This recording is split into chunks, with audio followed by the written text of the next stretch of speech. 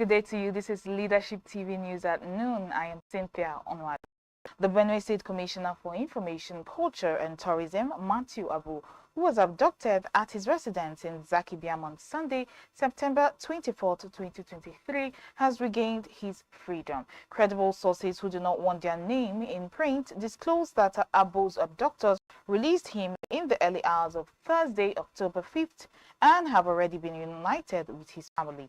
The sources, however, did not state whether the 60 million naira ransom demanded by the kidnappers was paid or not. The commissioner spent 10 days in captivity before freedom came his way.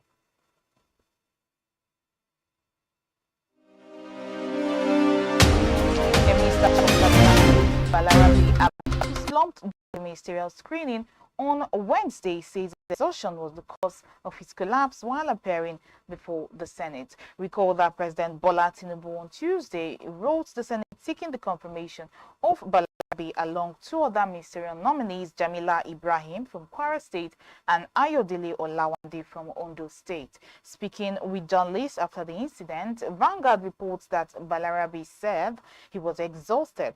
"I'm all right now. I've been treated and I'm all right." It was basically exhaustion. Balarabi, shortly after he concluded his introduction, collapsed with the Senate President Godswill Akpabio calling for a closed-door session. He was later confirmed by the Senate alongside Dr. Jamila Ibrahim and Ayodele Olawande. In more news stories, Vice President Kashim Shettima says the federal government will support local manufacturers with 75 billion naira by March 2024 to strengthen the manufacturing sector. According to Vanguard, Shettima said this while declaring open the second National Conference on Non-Oil Export organized by the Nigerian Export Promotion Council, NEPC, on Wednesday in Abuja. Represented by Dr. Jumoke Oduwole, Special Advisor on Presidential Enabling Business Environment Council, PEBEC, and Investments, Shettima said 75 billion naira was earmarked to support 100,000 startups and micro, small and medium enterprises, MSMEs, at single-digit interest rates. And also in the UK, the British Prime Minister Rishi Sunak has defended his plans to phase out the sale of cigarettes in England, saying it will be the biggest public health intervention in a generation. The Prime Minister told the BBC there was no safe level of smoking when asked about restricting people's right to choose. Speaking at the Conservative Party conference on Wednesday, Sunak stated that the age at which people can buy cigarettes and tobacco in England should rise by 1 year every year so that eventually no one can buy them. Under the plan, the age of sale would rise from 18 every year, so a child aged 14 today would never be able to buy tobacco.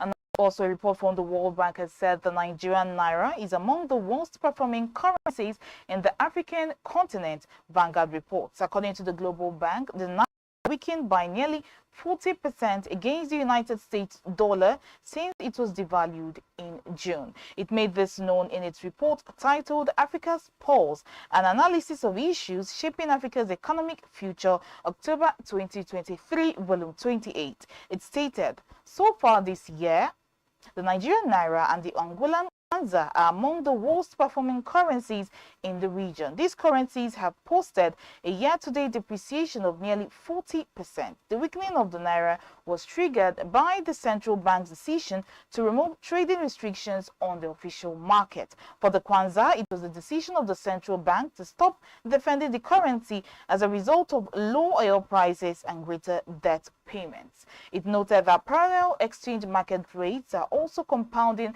inflationary problems for some countries in the African region. In June 2023, the Central Bank of Nigeria, CBN, directed deposit money banks to remove the rate cap on the naira at the official investors and exporters window of the foreign exchange market and allow the free float of the naira against the dollar and other global currencies. Since then, the naira has fallen from 473.83 naira to the dollar to around 800 naira to a dollar officially.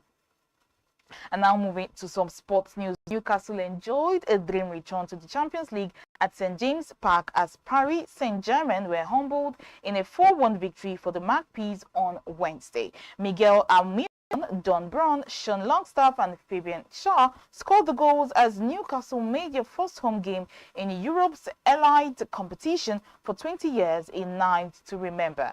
Eddie Howe's men moved to the top of what is considered the toughest Champions League group in its season draw. Newcastle have 4 points from their opening 2 games, 1 more from PSG, while Borussia Dortmund and AC Milan picked up their first point in a 0-0 draw in Germany. The first ever clash between the clubs pitted the sporting interests of Saudi Arabia and Qatar head to head.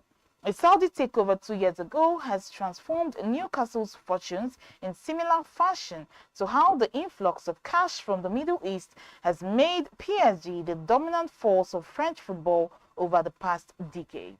PSG boss Luis Enrique warned before the game that Newcastle were the side no one wanted from the 4th pot of seeds, and the Premier League side showed why. Despite being acutely aware of Newcastle's threat, Luis Enrique boldly stuck with a star-studded front four featuring Kylian Mbappe, Ousmane Dembele, Goncalo Ramos and Randall Kolo Muani. And still on the UEFA Champions League, for matches that played over the week, Atletico gave a 3-2 match against Feyenoord, Antwerp 2, Shakhtar 3, Celtic 1, Lazio 2, Dortmund 0, Milan 0, Newcastle 4, PSG 1, Leipzig 1, Man City 3, Verna Zvezda 2, Young Boys 2 and Porto scored 1 and Barcelona 1.